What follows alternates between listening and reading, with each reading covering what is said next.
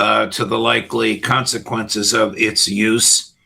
Let's talk about the U.S. attacks on Iranian speedboats this weekend. I thought we had a ceasefire. We don't have a ceasefire. Ceasefire implies the termination of conflict, of hostilities. The United States still maintains an active blockade. That's an act of war.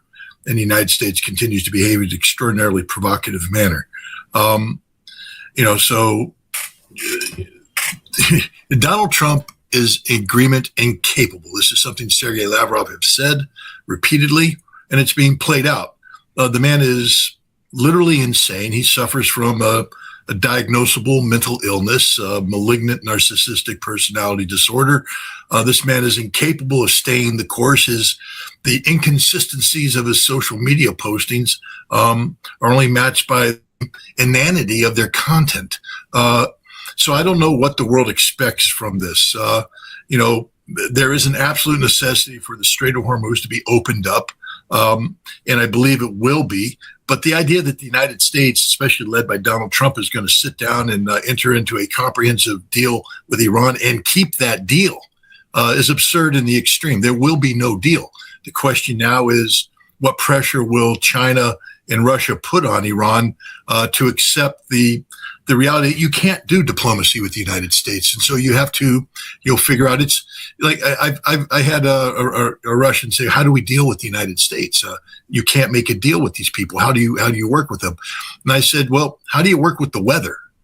I mean, when it rains, you put on a raincoat. When it's sunny, you dress accordingly. The United States is like the weather. You can have no agreement with the weather. The weather is what the weather is. You just have to deal with it. And this is, I think, the world we're heading into, especially under Donald Trump. There will be no agreement, not one that the United States will adhere to.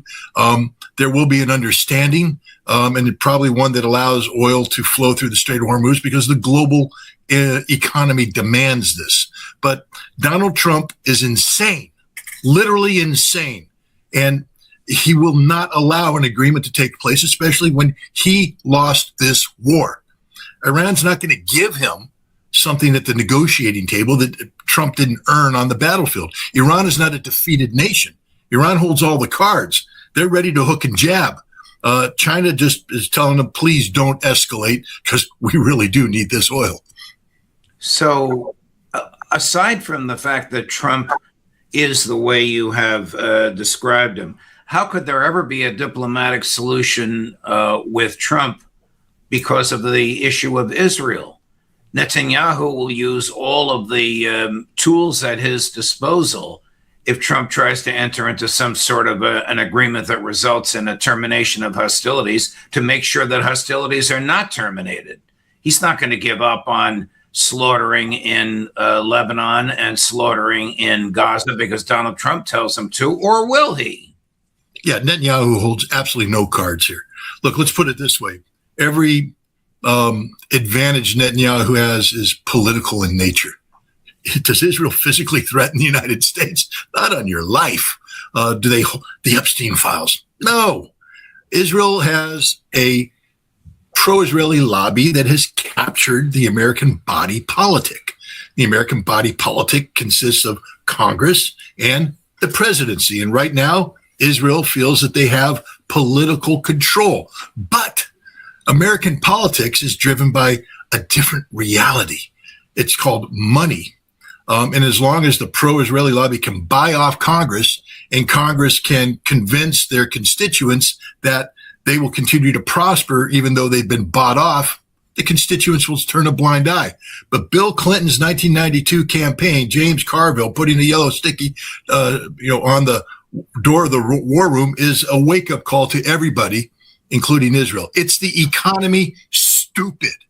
Anybody who thinks that Israel out-trumps the economy doesn't have a clue how America functions. At the end of the day, it's what's in your wallet and what's in your bank account. And when that starts to get threatened, Israel will be flushed down the toilet of life. And this is the reality. As soon as Donald Trump understands that his political fortunes are shot because he can't get oil flowing through the Strait of Hormuz, he will tell Israel to stand down, and Israel will have no choice. Most American politicians don't take it to that level because they're afraid of the political consequences.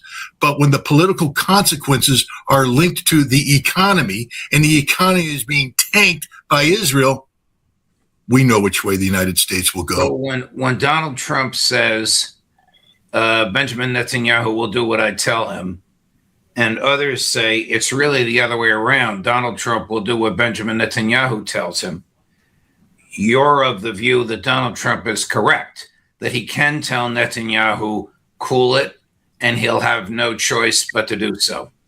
It comes down to politics. If Donald Trump tells Benjamin Netanyahu to cool it, and the Israeli lobby applies its political pressures, and those pressures are great enough to convince Donald Trump that he's paying too high of a political cost, then he'll back down, which traditionally has been what American politicians have done. But no American politician in the modern age of the dominance of the pro-Israeli lobby has had to deal with what Donald Trump is about to deal with, an energy crisis unlike anything seen since the 1970s and worse. Can I add one parenthetical phrase to that? Yeah. Of his own making. Of his own making. That's right. He doesn't even get to blame anybody else. This is clearly on his shoulders. Therefore, now the political dynamic has changed. And when Donald Trump tells Israel to sit down and shut up, Israel needs to understand that in America, it's the economy, stupid, out trumps, oh, Israel needs our help. Nobody will come in front of the American taxpayer and his paycheck. Nobody. And that's just the reality of it. Has Netanyahu, and then we'll jump to Iran, has Netanyahu put Israel in a dangerously dependent state, dependent on the United States? Well, even Benjamin Netanyahu recognizes this. He just gave a statement, a speech a little while ago, where he said Israel needs to wean itself off of the its American financial umbilical cord within the next 10 years, recognizing that in the United States, even without this energy crisis, the American people are turning their backs increasingly on Israel. Some polls show up to 60% of the American public does not view Israel favorably. And that number is just going to get worse, especially if Israel is linked to promoting a war that has led to economic collapse here in the United States. That will be the end of Israel. And right now, Israel has no plan B. And so, Netanyahu recognizes this. He says we have to free ourselves, but where's he going to go? And the answer is, of course, the United Arab Emirates, which has divorced itself from the rest of the Gulf Arab states, is an adherent to the Abraham Accord, is entering into a de facto military alliance with Israel, allowing Israeli troops on their soil, visitations by the Israeli prime minister. And the United Arab Emirates has delinked itself from OPEC Plus, meaning that it's a free agent on the market of energy. It's going to try to pour as much resources into the energy market to generate funding, which then will make its way back in a mutually beneficial way to Israel. And this will be the new umbilical cord.